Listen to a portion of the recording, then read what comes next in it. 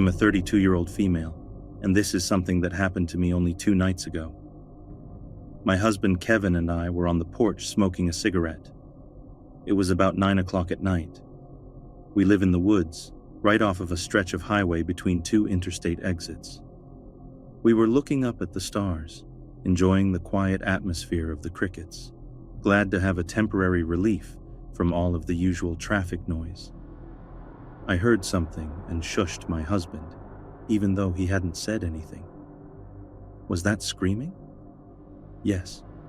It was a woman screaming like nothing I had ever heard before. It sounded like she was getting murdered. In between blood-chilling screams, she was screaming out, "Help me! Help me!" I looked at my husband. We were both really freaked out. The more she screamed, the closer she was getting to the house. I could eventually see a figure running along the median of the highway, making their way closer to the part of the highway that was in front of our house. Our house is a good ways back from our driveway, but not far enough that you can't see anything. If we could see her, that meant that she could see us.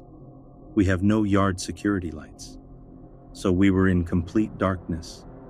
We could still see the highway perfectly fine due to the house across from us, who still had their Christmas lights up.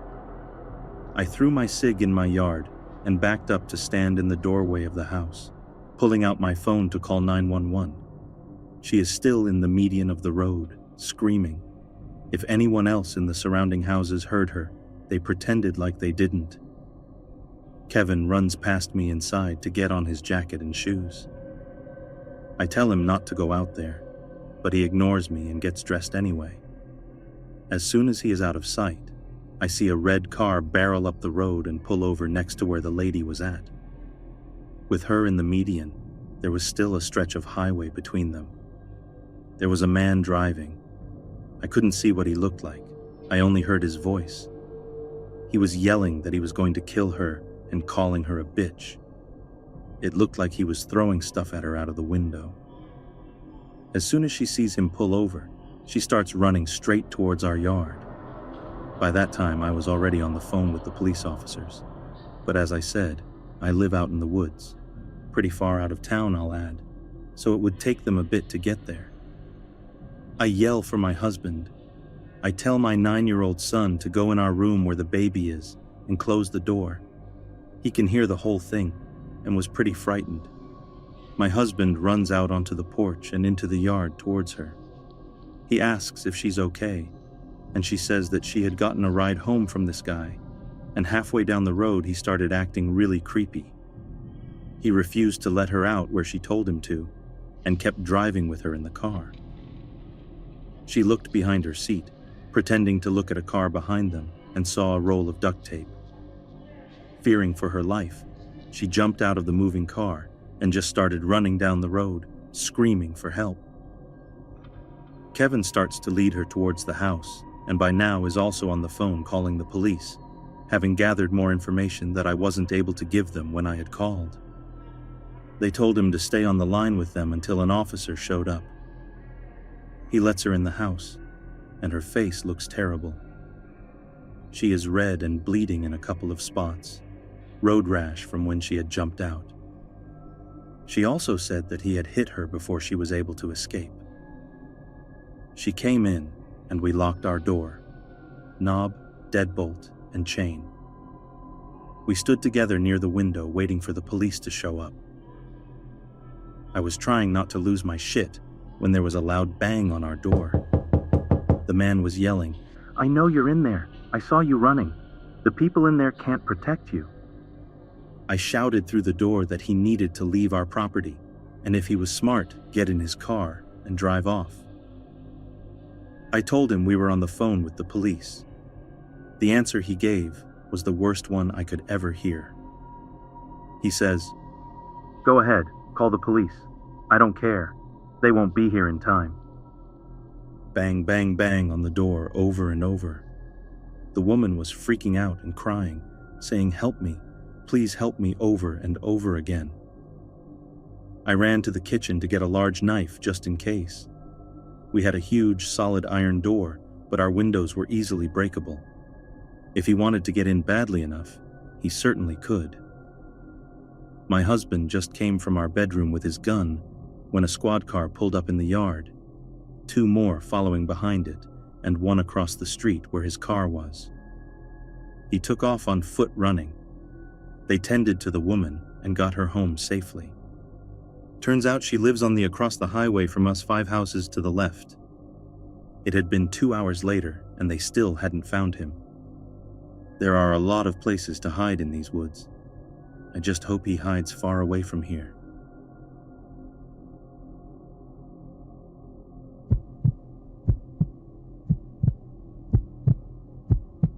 I remember feeling sick in my stomach while tears ran down my cheeks into my beard. I was sitting in my car on the side of the highway around midnight, between 2 major cities in Europe. Maybe less than an hour earlier, I fought bitterly with my girlfriend. We both got mad at each other. She got passive-aggressive, and I began to yell at her. I couldn't stand to be with her that evening, so I got my keys, slammed the door, and off I drove to my apartment in another city, which is also my city of birth. I had to take a break during my drive home. The episode with my girlfriend woke emotions that were too great for me to ignore. So I stood there on the highway with my blinking light and no engine turned on. It was silent around me, except for the occasional truck passing by and the constant clicking of the blinking light. My body was tight, and in my mind, I ran through the escapade again and again.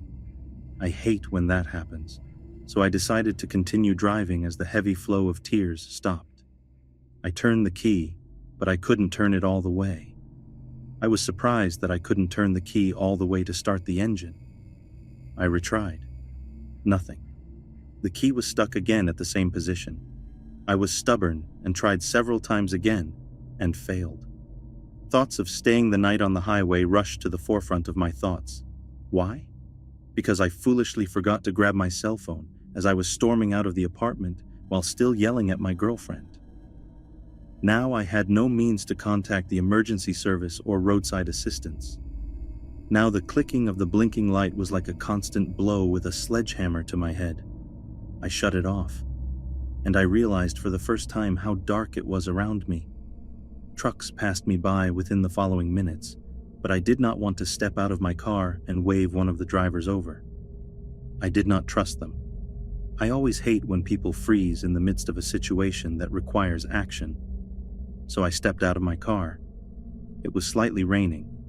Obviously, I knew where I was, since I regularly drive on that highway back and forth, and I knew that 2 kilometers ahead was a highway exit. So I figured I'll walk on the side of the highway up to that exit. There is a gas station, and I hoped the place would be still open, even shortly after midnight. So I closed my car shut and began walking on the other side of the guardrail away from the road. The road was on my left, and trees, illuminated by the moonlight, were on my right. I was scared, very much.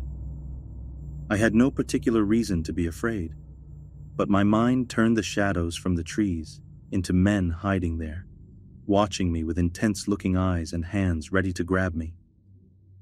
After 15 minutes or so, I began to move up a small hill, and the rain turned to snow. It was snowing for a while there because the earth and the trees were already covered in white. After yet another while, I saw the exit in the distance. I reached it faster than I thought I would. I miscalculated the distance, but that was all right. I was happy to be close to light, people, and a phone I could use. Right before the exit, there was a bridge that went over the highway. When I was about to pass under the bridge, I saw a person jogging on it.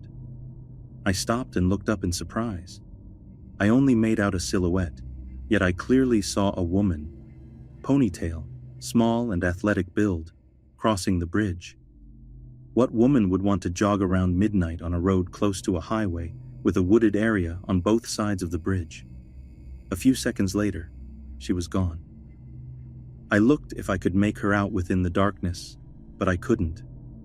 Still weirded out, I continued walking and passed under the bridge. A couple of meters further down the highway, I took the exit.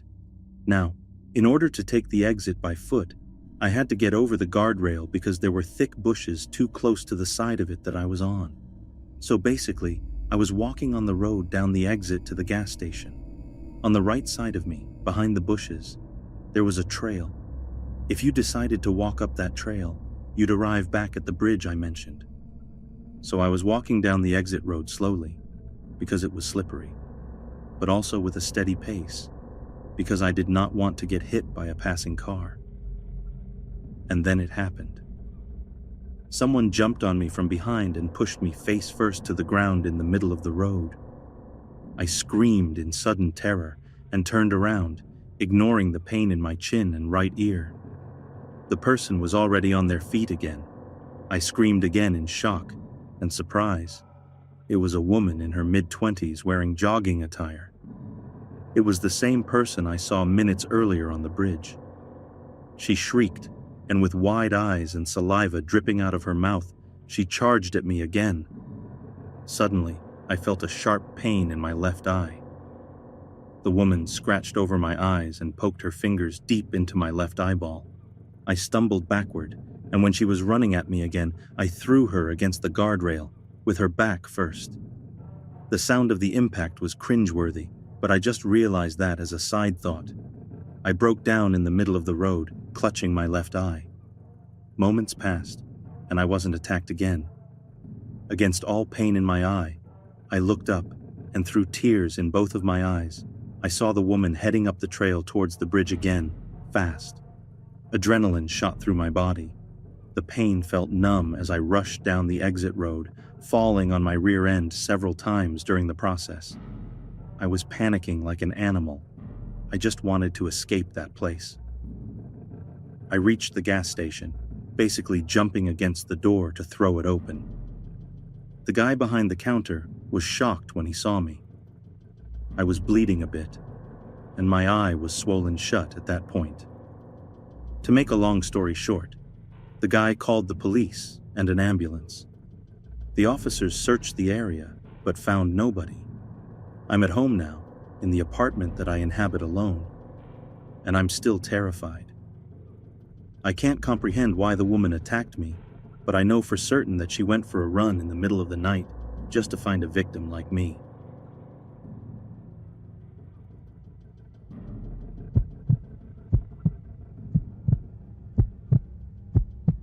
In March of 2012, my fiancé, now husband, and I were on our way home from Tampa, Florida, where we decided to spend his last spring break ever since he was graduating from college that year. It was 2 a.m., and there was nobody else on the road but us.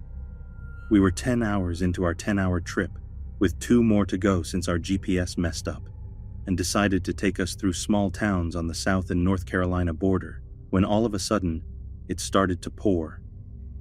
It was so bad that I had to pull over and take refuge under a bypass until it passed.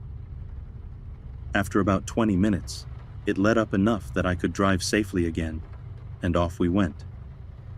Not even 10 minutes later, I'm in the right-hand lane driving over the speed limit when all of a sudden, this car comes out of nowhere in the left lane and passes us. There's speeding, and then there's speeding. Both my fiancé and I were wondering how stupid this guy was to be driving that fast in the rain when all of a sudden he slams on his brakes. He slammed on them so hard that we thought there was a deer in the road. Nope. Then we thought that maybe he was about to miss his exit. Nope. There wasn't one for another mile or 2, and we didn't just pass one, so he couldn't have freaked about missing one either. What happened next sticks with me to this day, and I'm not someone that gets scared or creeped out all that easily. In fact, I usually just get really angry instead. But this still makes me nervous when I get on the road in the middle of the night. So after he slams on his brakes, we end up blowing past him, and I glanced at my rear-view mirror to see what he was doing. I see him get in our lane and start speeding up. Right when he's on my ass, he puts his brights on. I thought maybe I had my brights on when he passed us, got pissed, and was being a douche about it. Nope, no brights on. I speed up to get away from him because my eyes are really sensitive to bright lights, and because I'm starting to get sketched out. No luck, he's still on my ass. I get into the left lane and slow down. He slows down and gets behind me. I switch back to the right-hand lane and speed up. Again, he's right behind me. My fiancé is starting to get creeped out and is telling me to lose him. The lane and speed switching continues for about another 10 minutes until I see that an exit's coming up and get an idea. I floor it and hit around 110, which is making me nervous because it's still raining. Putting enough distance between me and this guy to get on the exit, turn into some parking lot, turn off the lights, and hope that he wouldn't notice where we were. We didn't see him follow us, so we decided to wait a couple of minutes to make sure there was more than enough distance between him and us, and then got back onto the highway. When we got back on, there were now about 20 cars that we were merging into. I was going the speed of everyone else when something in the rearview mirror caught my eye. It was a car about 6 cars back weaving in and out of traffic. My fiancé turns around to look, and as this car gets closer to us, he realizes it's the exact same car that was following us. I sped up and noped the heck out of there. Fortunately for us, he got stuck behind a line of slow people, and our exit for the major interstate that we were already supposed to be on was coming up. As far as I know, he didn't follow us after that, and if he did, we were already too far away for him to do anything about it.